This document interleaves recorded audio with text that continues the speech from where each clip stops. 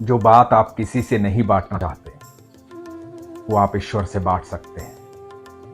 हो सकता है कि कोई आपकी हंसी उड़ाए, हो सकता है कि कोई आप पर क्रोधित हो, लेकिन ईश्वर ना आपकी हंसी उड़ाएंगे ना आप पर क्रोधित हो। जब आप ईश्वर के सामने अपनी बात रखेंगे, भले ही आपने गलती की,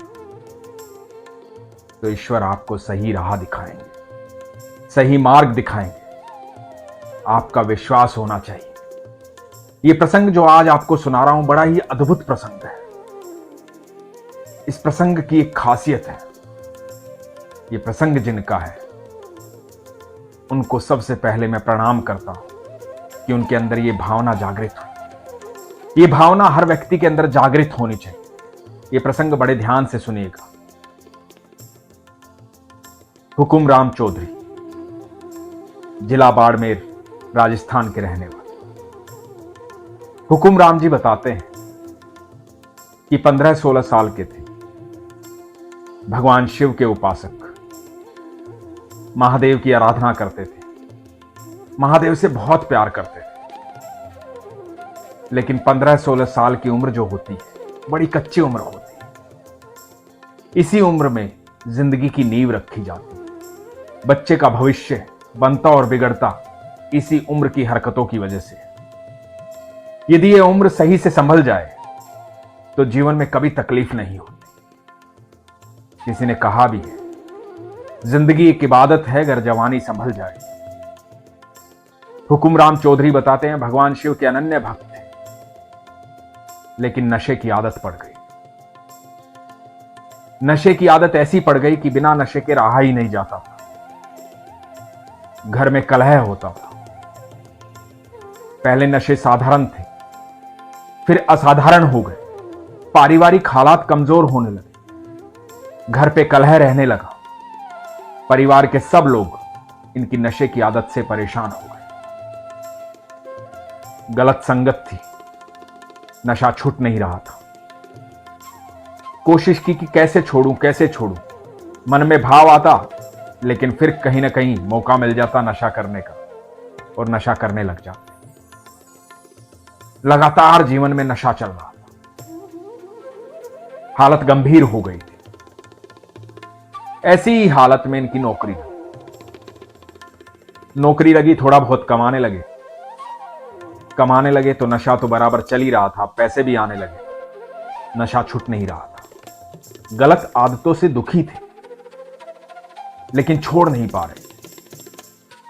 लेकिन इस बीच भी एक बात निरंतर थी, वो थी भगवान शिव की भक्ति, महादेव की भक्ति। भगवान शिव को नहीं भूले थे, महादेव की भक्ति करते रहते थे।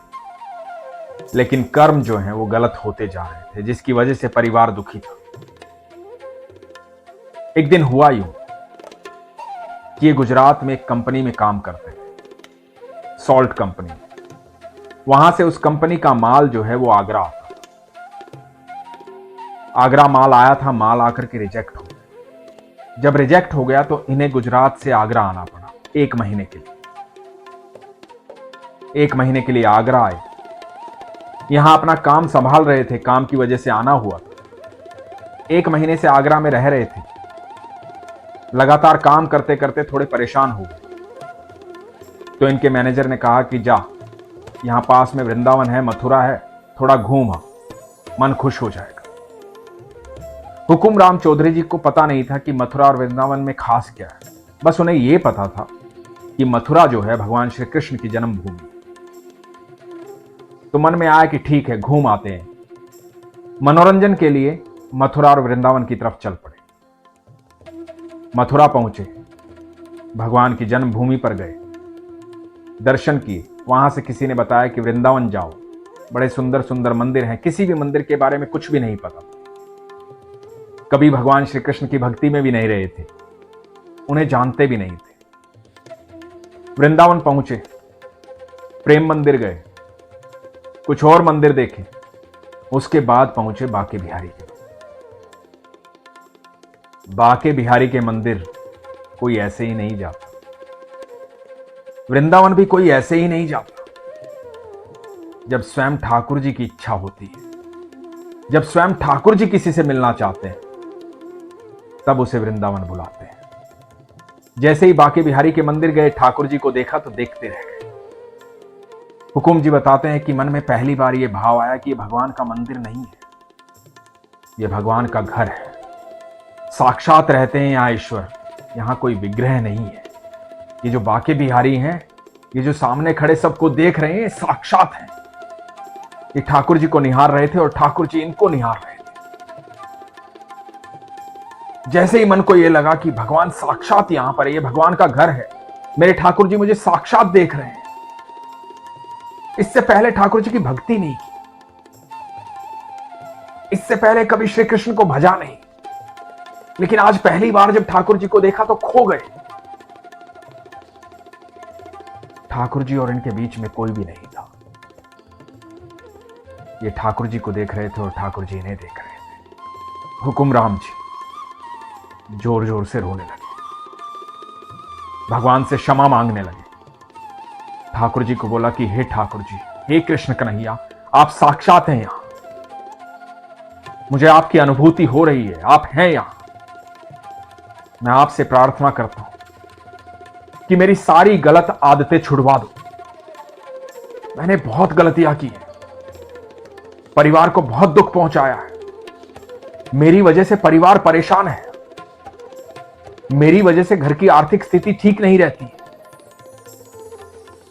अपने सारे गुनाह, अपनी सारी गलतियां ठाकुर जी के सामने कह डाली और ठाकुर जी से कहा, हे प्रभु, मेरी जिंदगी में बदलाव ला दो। यदि मेरी जिंदगी बदल गई तो पूरे परिवार के साथ आपके पास आऊंगा। हे प्रभु, मेरे गुनाहों के लिए, मेरी गलतियों के लिए मुझे माफ करो, मेरी जिंदगी को बदल दो मेरे ठाकुर। इस भाव से भगवान को क्षमा याचना की। हुकुम राम चौधरी जी बताते हैं कि मैं रोता हुआ बिहारी जी के पास से आया। मैंने राधा रानी का और ठाकुर जी का एक विग्रह लिया, वापस अपने गांव गया, भगवान की स्थापना की, सुंदर मंदिर बनाया घर में। घर में पूजा पाठ का माहौल बना। सिर्फ 4 महीने बीते थे, मेरी सारी गलत आदतें छूट गई, मेरे घर का माहौल ठीक हो गया, पूरे घर की आस्था ठाकुर जी में हो गई। हमारा विश्वास प्रगाढ़ है। एक पल भी जीवन में ऐसा नहीं जाता जब कृष्ण कृष्ण कृष्ण कृष्ण ना बाजू। हर पल मेरे ठाकुर मेरे साथ रहते हैं। मेरी बेटी का नाम किरण है और मेरे बेटे का नाम गोपी है। एक दिन मेरी पत्नी ने भोग लगाया ठाकुर जी को। अमावस्या का दिन था। खीर का भोग लगाया, मंदिर का पर्दा किया। 10 मिनट के बाद भगवान के मंदिर का पर्दा खोला तो आधी कटोरी खीर गायब थी। मेरे ठाकुर जी रोज चमत्कार करते हैं, मुझे रोज अनुभूति होती है। अब मेरे परिवार में सिर्फ सुख है, और सुख इसलिए है क्योंकि मेरे परिवार के मुखिया मेरे ठाकुर जी, मेरे कृष्ण कन्हैया हैं, मेरी राधा रानी, मेरे ठाकुर जी हमेशा अपनी कृपा मुझ पर बनाए रखते हैं। हुकुम राम चौधरी जी का जीवन बदल गया। जीवन बदलने का मुख्य कारण यह था कि अपने दिल की सारी बात अपने ठाकुर जी को कह डाली। ठाकुर जी कभी आपको जज नहीं करते, आप पर क्रोधित नहीं होते, आपसे नाराज नहीं होते। जब कोई भूला भटका बच्चा उनके पास जाता है ना, तो अपने गले से लगा लेते हैं। जैसे ही आप अपने दुख, अपनी परेशानियां, अपनी गलतियां सब कुछ स्वीकार करके अपना मस्तक ठाकुर जी के चरणों में झुकाते हैं, तो यकीन मानना, जैसे ही आपका मस्तक ठाकुर जी के चरणों में झुकता है, तो इस मस्तक में चल रही सारी परेशानियां ठाकुर जी के चरणों के नीचे चली जाती हैं और रौंद देते हैं ठाकुर जी उनको और सुखी कर देते हैं आपको। यही है मेरे कृष्ण कन्हैया। विश्वास होना चाहिए, प्रेम होना चाहिए, आस्था होनी चाहिए। जीवन में जो बात किसी को नहीं बता पाते, कितनी बड़ी परेशानी हो, कितने भी ज्यादा दुखी,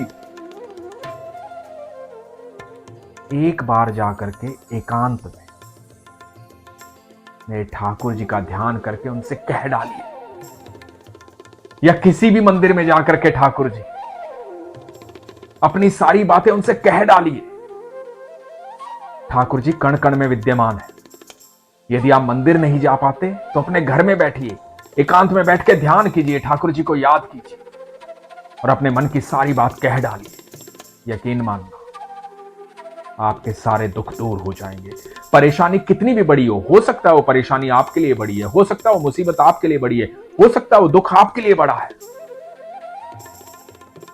लेकिन मेरे ठाकुर के लिए कोई भी परेशानी परेशानी है ही नहीं। जैसे ही आप कृष्ण बोलते हो ना, दुख आपसे दूर जाना शुरू हो जाता है। अब सोचो दुख को कितना दूर करना है। कितना कृष्ण बोल सकते हो, कितना राधा बोल सकते हो। जैसे कृष्ण कृष्ण कृष्ण कृष्ण बोलोगे ना, वैसे दुख दूर दूर दूर दूर भागता चला जाएगा।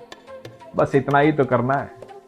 इसीलिए तो कहता हूं, हमेशा अपने विश्वास को मजबूत रखिए, अपना ख्याल रखिए। हरे कृष्ण।